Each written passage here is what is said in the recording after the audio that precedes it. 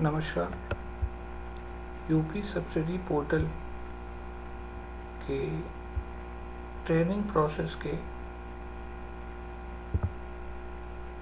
चौथे स्टेप अर्थात RIT level के प्रोसेस के विषय में जो ट्रेनिंग वीडियो है उसमें आपका स्वागत है। तो हमने देखा कि पहले 3 वीडियो में प्रथम में एप्लीकेंट के द्वारा कैसे अप्लाई किया जाता है, तृतीय में डीलर के द्वारा किस तरीके से वेरीफाई किया जाता है संबंधित कागजातों को देखते हुए और अपने पास से उपलब्ध कागजों को अपलोड करते हुए, तृतीय वीडियो में हमने देखा कि एआरटीओ महोदय के कार्यालय द्वारा डीलर के द्वारा वेरीफाई किए गए एप्लीकेशन पर किस तरीके से कार्रवाई की जाती है एवं उसको आगे की तरफ कार्रवाई करने के लिए किस तरीके से अग्रसारित किया जाता है। चूँकि जो एप्लीकेशन हमने लिया हुआ था वह 2 व्हीलर का केस था, तो 2 व्हीलर के केस में और कार के केसेस में अर्थात जहां पर सब्सिडी की धनराशि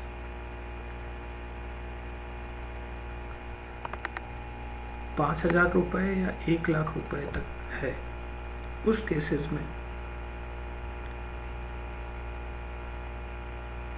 आरआईटी महोदय के द्वारा एआरटीओ महोदय से प्राप्त एप्लीकेशन को देखते हुए आगे के चरणों पर कार्य किया जाएगा। तो हम ट्रेनिंग वीडियो स्टार्ट करते हैं। सर्वप्रथम electric vehicle subsidy portal UP subsidy के पोर्टल पर जाकर के एडमिन सेक्शन पर हमें क्लिक करना है। एडमिन सेक्शन पर क्लिक करने पर हमें ये विंडो दिखाई पड़ेगी। इस विंडो में चूंकि हमें आरआईटी लेवल पर कार्य करना है तो हम यहाँ पर आरआईटी महोदय को सिलेक्ट करेंगे। आरआईटी के रूप में हमने ट्रांसपोर्ट नगर लखनऊ ऑफिस को लिया हुआ है, तो आरआईटी के केस में ट्रांसपोर्ट नगर लखनऊ को हम यहाँ पर सिलेक्ट कर लिए। यहाँ पर उपलब्ध पासवर्ड को हमने डाला और सिक्योरिटी कैप्चा को डालते हुए रजिस्टर्ड मोबाइल नंबर पर, ये कैप्चा हमने सही से नहीं डाला था तो कैप्चा फेल हो गया। JTQVCZ OTP भेजेंगे।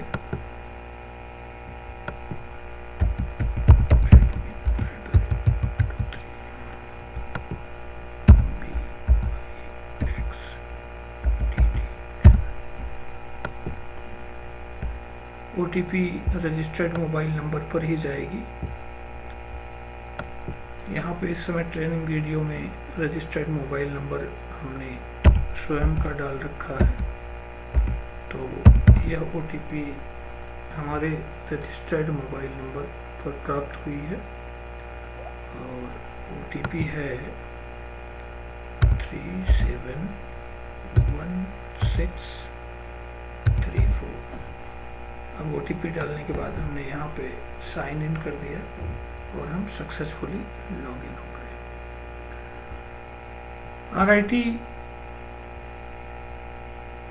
महोदय के डैशबोर्ड पर अगर हम देखेंगे तो पाएंगे कि यहाँ पर एप्लीकेशन कितनी मिली है उनको यह सूचना दर्ज होगी। उनके द्वारा अप्रूव एप्लीकेशन कितनी है उसकी सूचना दर्ज होगी। पेंडिंग एप्लीकेशन कितनी है उसकी सूचना दर्ज होगी और जब कभी भी कोई एप्लीकेशन रिटर्न कर दी जाएगी RIT महोदय के द्वारा, तो एक विंडो और यहाँ पे ओपन हो जाएगी, रिटर्न टू ARTO। तो अभी हमारे पास सिर्फ एक एप्लीकेशन है, तो एप्लीकेशन को जो कि पेंडिंग में दिख रही है, तो इसको हमें वेरीफाई करना है। उसके पहले RIT महोदय के इस डैशबोर्ड पर क्या क्या सूचनाएं बाईं तरफ हैं, वो देख लेना ज़रूरी है। यहाँ पे उनको अप्रूव्ड जितना भी एप्लीकेशन करेंगे वो सूचना दिखेगी, पेंडिंग जितनी भी एप्लीकेशन रहेंगी उसकी सूचना दिखेगी, जितने अप्रूव्ड एप्लीकेशंस हैं वो बेनिफिशियरी लिस्ट में फाइनली जब अप्रूव करेंगे तो जाएगा, तो बेनिफिशियरी लिस्ट यहाँ पे दिखाई पड़ेगा, क्योंकि अभी कोई भी अप्रूवल आपके द्वारा नहीं किया गया है। बेनिफिशियरी लिस्ट में प्रोसेस को सिलेक्ट करने के बाद और सारे पेपर्स वगैरह को देखने के बाद फिर उसको जब आगे की तरफ भेजेंगे तो बैच फाइल जनरेट करने के लिए ये सूचना जाएगी और यहाँ से बैच फाइल जनरेट होती है। बैच फाइल क्या होती है? जब किसी भी एप्लीकेशन को जो भी चरण एप्लीकेशन के वेरिफिकेशन प्रोसेस में होते हैं, उसके अंतिम चरण पर जब कोई एप्लीकेशन पहुंचती है तो अंतिम चरण पर जो एप्लीकेंट होता है, जैसे ही वो वेरीफाई हो जाता है, वह एज ए बेनिफिशियरी बन जाता है। बेनिफिशियरी बनते ही उसको जिस भी कैटेगरी में वो फॉल कर रहा है उस अमाउंट के डिसबर्समेंट के लिए, उस अमाउंट के भुगतान के लिए हम SBI के बैंकिंग सिस्टम का उपयोग कर रहे हैं। SBI के बैंकिंग सिस्टम में किसी भी बेनिफिशियरी की डिटेल्स आम तरह से दर्ज नहीं होती है। UPEV सब्सिडी पोर्टल के लिए जो सिस्टम बनाया गया है, उसमें जो भी बेनिफिशियरी होगा उसकी डिटेल्स को कोई भी एडिट नहीं कर सकता है और न ही उसे देख सकता है, क्योंकि वह पूरी की पूरी फाइल इनक्रिप्टेड फॉर्मेट में है। तो बैच फाइल क्रिएशन का कार्य ये होता है कि जैसे ही यहाँ से बैच फाइल बनती है, वो एप्लीकेशन अब इनक्रिप्टेड फॉर्म में कन्वर्ट होकर के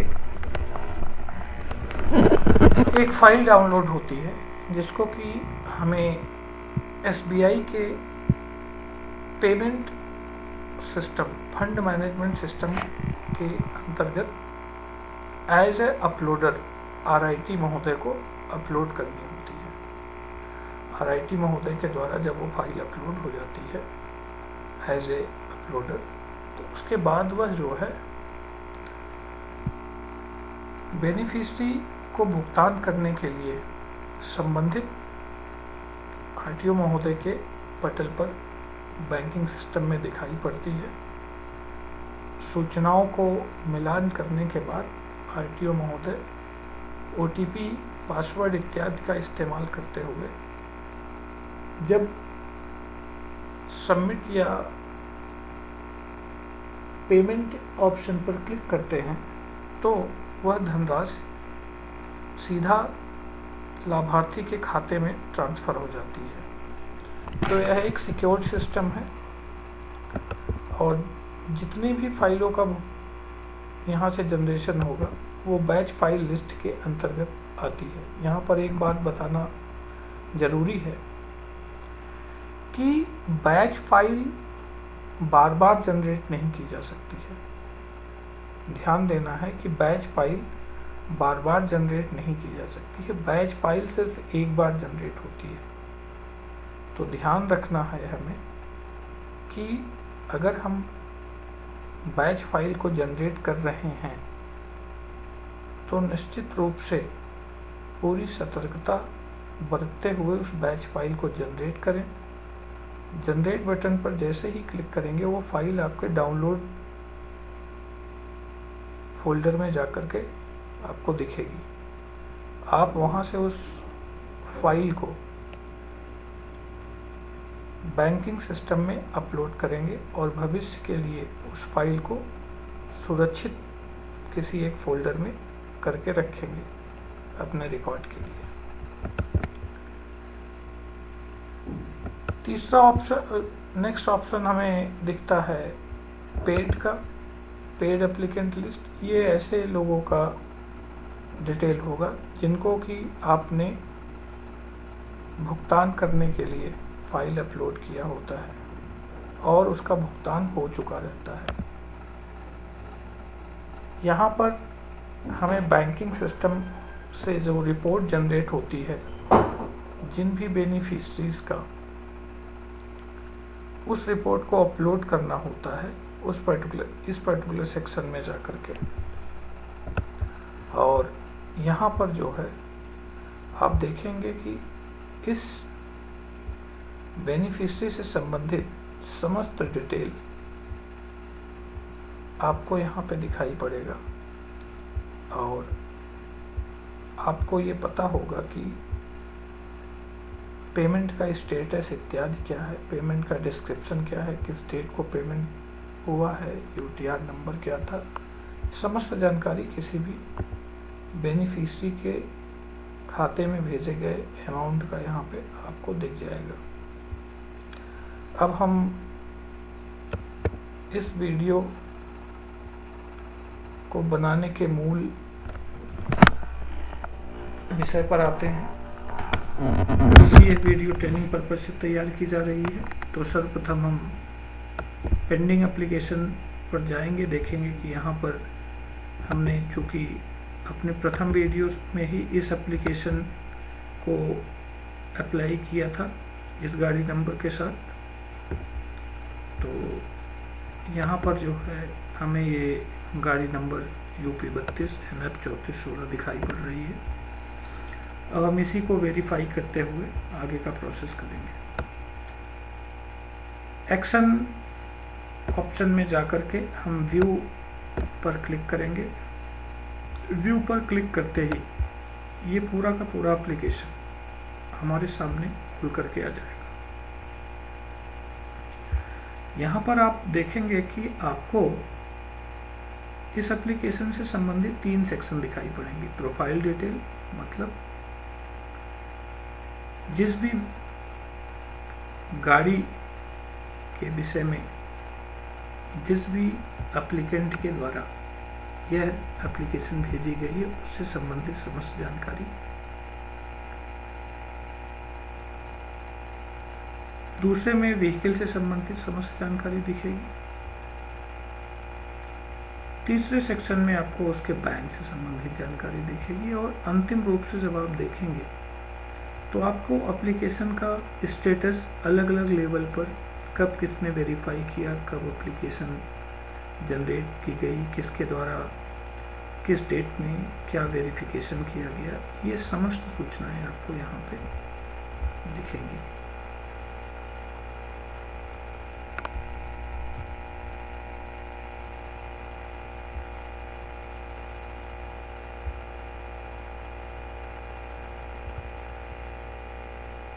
अब यहाँ पर हम यहाँ देखते हैं कि यहाँ सूचना मांगी जा रही है कि GST नंबर करेक्ट है कि नहीं, या पैन, जो कि पैन या GST को दर्ज किया जा सकता है। तो इस फाइल को क्लिक करके देख सकते हैं। ये हमने ट्रेनिंग के पर्पज से फाइल अपलोड की है। तो यहाँ पे मिलान करते हुए सही की दशा में यस पे क्लिक करेंगे। अगर मिलान नहीं होता है तो हम नो पे क्लिक करेंगे। ऐसे ठीक डीलर के द्वारा जो भी अपने डॉक्यूमेंट फॉर्म 20 अपलोड किया गया है उससे संबंधित फाइल को देखेंगे। फाइल में हमें समस्त जानकारी दिख जाएगी। अगर सारी सूचनाएं सही पाई जाती हैं और संबंधित एप्लीकेशन में सूचनाएं टैली हो रही हैं तो हम सबको यस चुनेंगे। अगर कोई सूचना टैली नहीं हो रही है तो हम नो ऑप्शन को सिलेक्ट करेंगे। व्हीकल से संबंधित जानकारी, क्योंकि व्हीकल एक स्कूटर है या मोटरसाइकिल है तो यह 2 व्हीलर कैटेगरी में फॉल कर रही है। स्कीम सही चुनी गई है कि नहीं, इसके विषय में हमें दिख रहा है कि स्कीम सही चुनी गई है तो हम इसको यस करेंगे। अब चूँकि जो है उसकी आरसी भी हम वेरीफाई कर सकते हैं तो हम आरसी से देख करके वेरीफाई कर लेंगे कि ये सूचना जो है समस्त सूचनाएं सही है कि नहीं। उसका आरसी भी वेरीफाई हो गया। अब हम जो है फॉर्म 21 और सेल्स इनवॉइस जो कि डीलर के द्वारा अपलोड किया गया था, AIT महोदय के पटल से भी जो है उसे वेरीफाई किया गया है। हम उसको फिर से चेक कर लेंगे। अगर वो सूचनाएं हमें सही दिखती हैं तो हम यहाँ पे यस कर देंगे और बैंकिंग डिटेल पर बढ़ेंगे आगे। यहाँ पर हमें जो बैंक से संबंधित कागजात मिलेंगे, चेकबुक या पासबुक या बैंक स्टेटमेंट, जिसमें कि लाभार्थी का वही अकाउंट नेम दर्ज होता है जो कि उसने व्हीकल को क्रय करते समय दर्ज कराया है, तो सूचना सही होगी। अगर व्हीकल के क्रय करते समय अकाउंट नेम डिफरेंट दिखता है, मतलब कि व्हीकल जब खरीदा गया था तो जैसे मेरा नाम शिवेंद्र सिंह है, अब मेरा नाम शिवेंद्र कुमार सिंह व्हीकल खरीदते समय दिख रहा है, जबकि यहाँ पे अकाउंट होल्डर नेम पे शिवेंद्र सिंह दिख रहा है, तो मतलब ये सूचनाएं सही नहीं है, मिलान नहीं खा रहा है।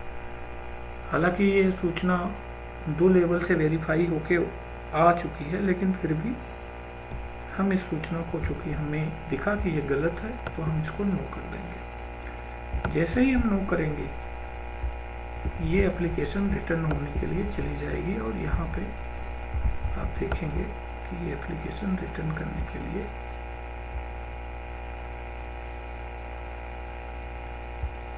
वापस भेज दी जाएगी आपके द्वारा।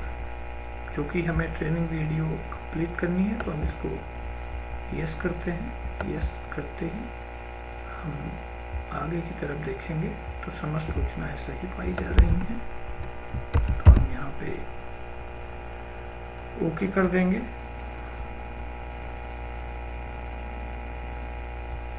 और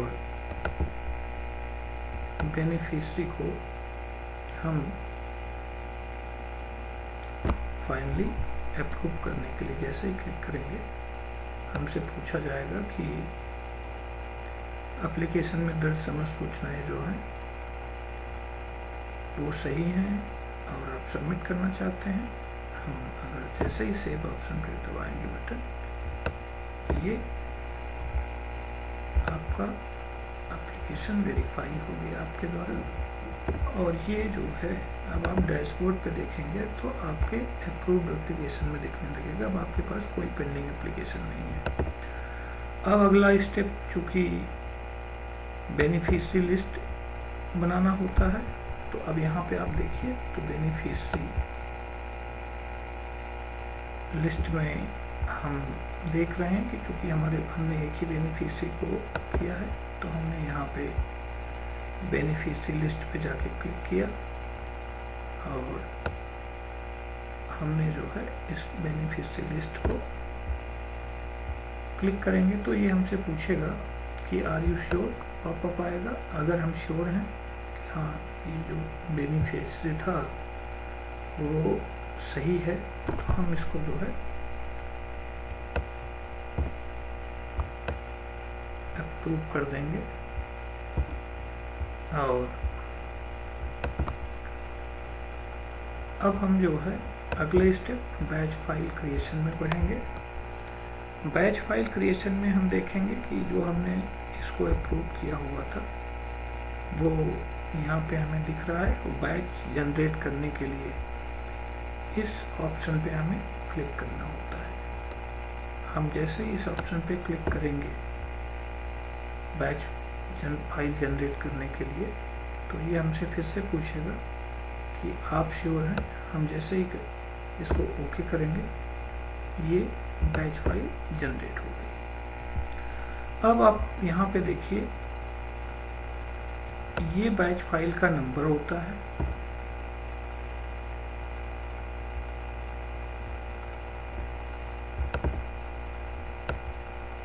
आप यहाँ पे